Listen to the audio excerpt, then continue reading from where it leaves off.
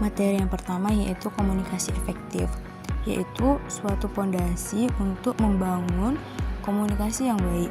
Komunikasi efektif adalah pilar utama kesuksesan, baik dalam lingkup pribadi maupun profesional.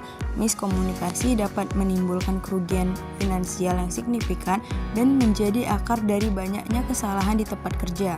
Sebaliknya, jika perusahaan menguasai seni komunikasi, cenderung mendapatkan keunggulan kompetitif yang jauh lebih tinggi. Selanjutnya, apa itu komunikasi efektif? Yang pertama yaitu pemahaman bahasa. Jadi memastikan keselarasan pemahaman antara komunikator dengan komunikan sehingga tercapainya tujuan bersama.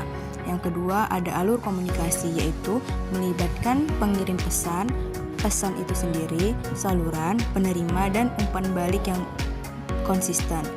Yang ketiga yaitu pesan jelas. Dalam proses penyampaian pesan, jadi tidak berbelit, tidak bertele-tele agar mudah dipahami dan diterima.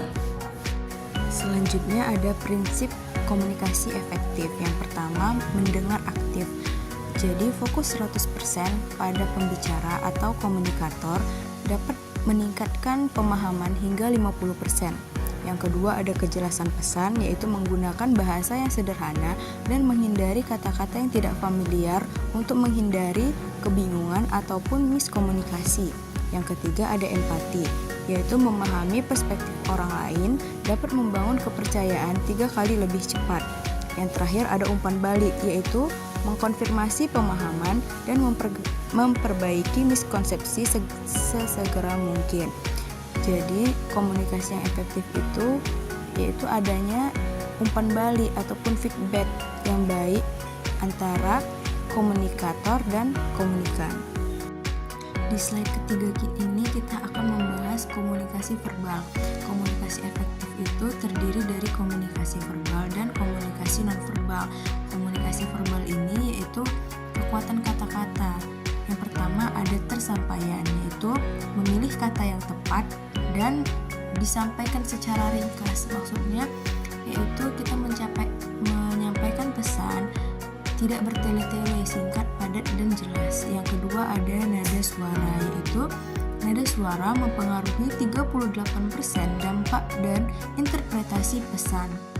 Yang ketiga ada struktur pesan, yaitu menggunakan pendahuluan, isi, dan kesimpulan untuk pesan yang koheren. Selanjutnya yang terakhir ada artikulasi vokal, yaitu kecepatan bicara optimal antara 120 sampai 150 kata per menit dengan artikulasi yang jelas.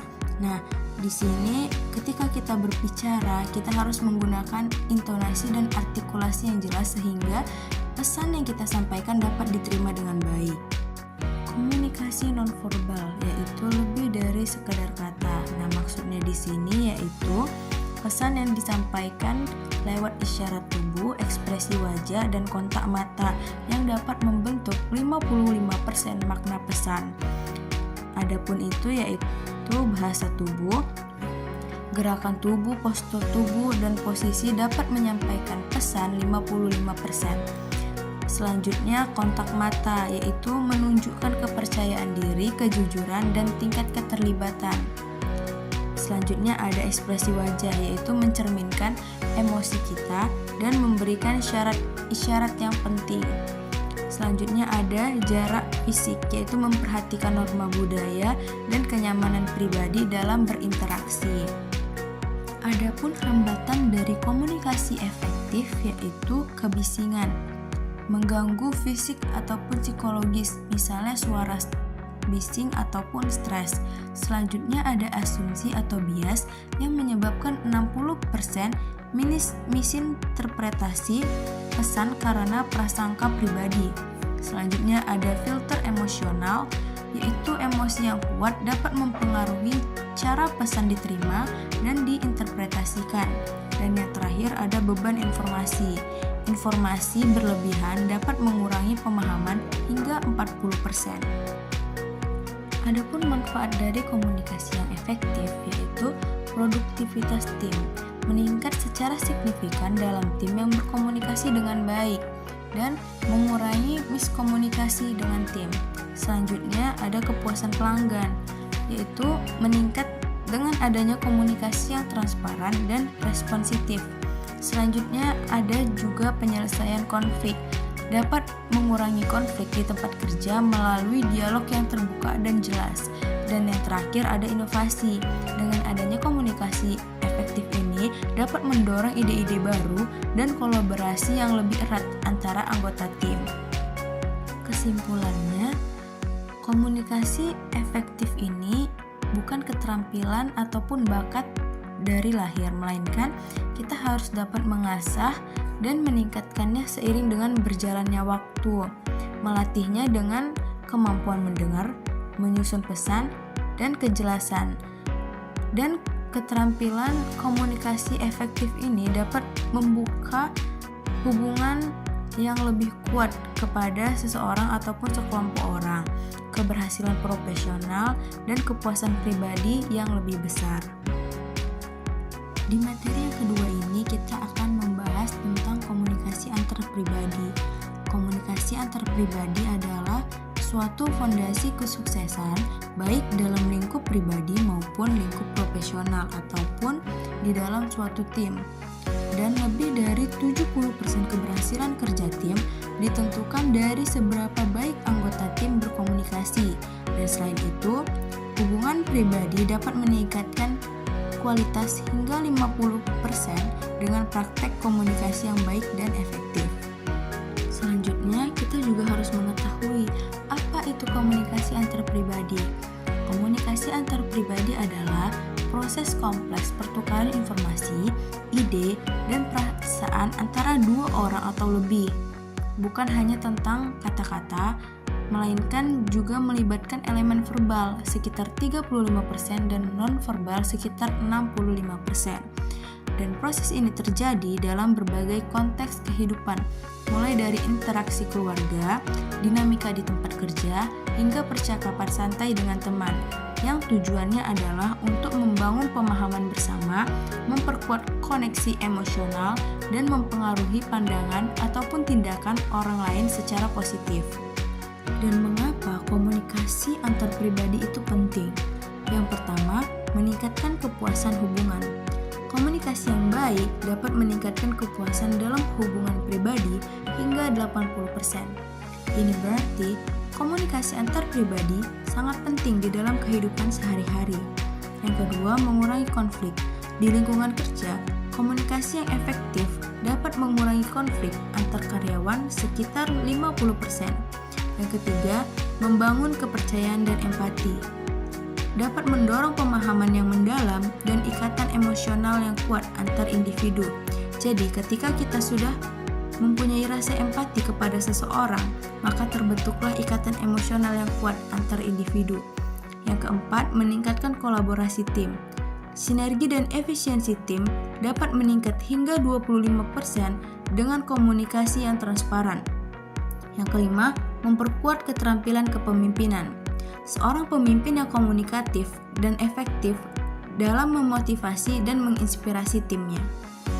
Adapun elemen yang merupakan kunci dari komunikasi antar pribadi, yaitu yang pertama, pengirim atau yang biasa disebut dengan komunikator, yaitu pihak ataupun orang yang mengkodekan pesan melalui kata-kata, intonasi, dan gestur tubuh. Yang kedua ada pesan, yaitu informasi yang disampaikan, di mana 80% maknanya seringkali nonverbal. Yang ketiga ada saluran. Media yang digunakan seperti tatap muka, telepon, ataupun komunikasi digital.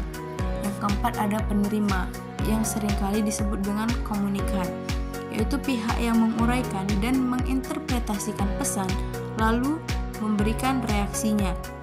Yang kelima ada umpan balik atau feedback, yaitu respon dari penerima baik secara verbal maupun non-verbal terhadap pesan yang disampaikan.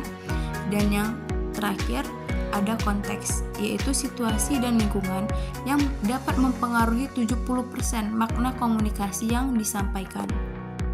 Adapun jenis dari komunikasi antar pribadi yaitu verbal, melalui kata-kata ataupun tulisan.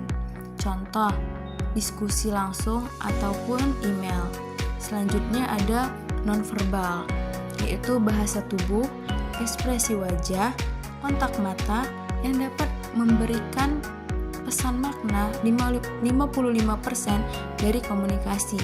Selanjutnya ada paralanguage, yaitu aspek dari suara, nada, kecepatan, ataupun volume bicara yang dapat memberikan makna sekitar 38%.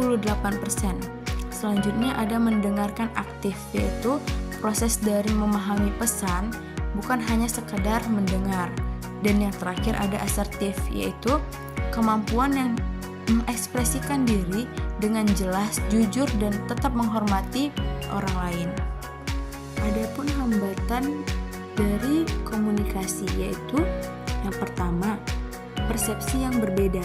Setiap orang pasti memiliki persepsi ataupun pesan yang mereka sampaikan yang dipengaruhi oleh latar belakang. Yang kedua ada distraksi lingkungan.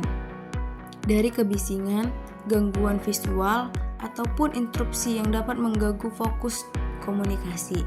Yang ketiga, mendengar selektif. Kecenderungan hanya untuk mendengar informasi yang didapatkan dengan keyakinan pribadi, yaitu kurangnya memahami pesan yang disampaikan. Yang keempat, ada filter emosional. Perasaan yang dapat membelokkan atau menghalangi penerimaan pesan yang sebenarnya. Yang kelima, kurangnya kejelasan. Penggunaan kata-kata yang tidak familiar dapat membuat pesan sulit untuk dipahami. Dan yang keenam, ada asumsi, yaitu mengambil kesimpulan tanpa memverifikasi, yang sering menyebabkan kesalahpahaman yang fatal.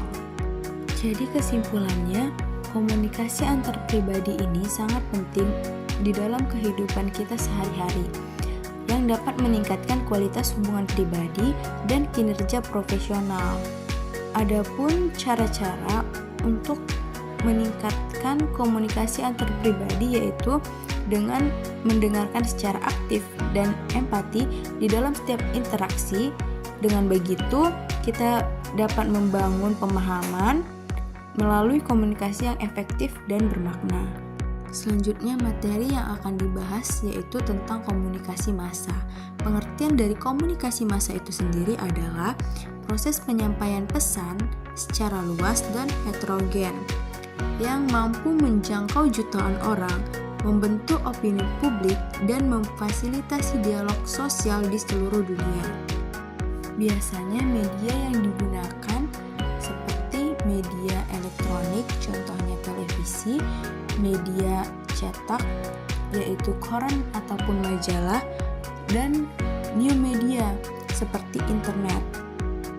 Fungsi dari komunikasi massa yang pertama, memberikan informasi, yaitu memberikan peristiwa yang penting seperti liputan 6, pemilu, dan berita penting lainnya yang dapat diakses 80% pemilih. Yang kedua, adanya hiburan, menyediakan konten rekreasi seperti film yang berjudul agak lain yang ditonton 9,1 juta orang. Yang ketiga, persuasi, mengadakan kampanye produk, politik, atau sosial seperti iklan Shopee yang meraih 2,5 miliar tayangan TV. Yang keempat, adanya korelasi yang mengaitkan berbagai peristiwa dan membantu membentuk konsensus sosial. Dan yang kelima, adanya edukasi. Melakukan program peningkatan pengetahuan, contohnya seperti dokumenter ilmiah di TV nasional. Adapun saluran dan platform dari komunikasi massa, seperti media cetak, contohnya surat kabar, media elektronik seperti televisi, dan new media yaitu internet seperti detik.com ataupun TikTok dengan 120 juta pengguna di Indonesia. Adapun dampak dan efek dari komunikasi massa, yaitu 70% disinformasi. Pengguna internet di Indonesia yang terpapar hoaks, 1,5% penurunan perokok. dalam 5 tahun terakhir berkat kampanye dan anti rokok, dan 50% polarisasi digital, pembelahan selama pemilu. Komunikasi massa ini memiliki dampak yang besar, dari pembentukan opini publik menjadi perubahan sosial yang signifikan, sehingga penyebaran informasi yang cepat termasuk disinformasi. Ini juga dapat menyebabkan polarisasi dan efek spiral keheningan. Kesimpulannya, komunikasi massa menjadi pilar dari masyarakat, membentuk cara kita melihat dunia. Literasi media menjadi krusial untuk mengidentifikasi informasi yang valid. Tanggung jawab kita adalah untuk lebih informatif dan mencari berita yang terpercaya. Sekian video dari saya. Semoga apa yang saya sampaikan dapat bermanfaat. Kurang dan lebihnya saya mohon maaf. Wabillahi taufiq wal hidayah. Wassalamualaikum warahmatullahi wabarakatuh.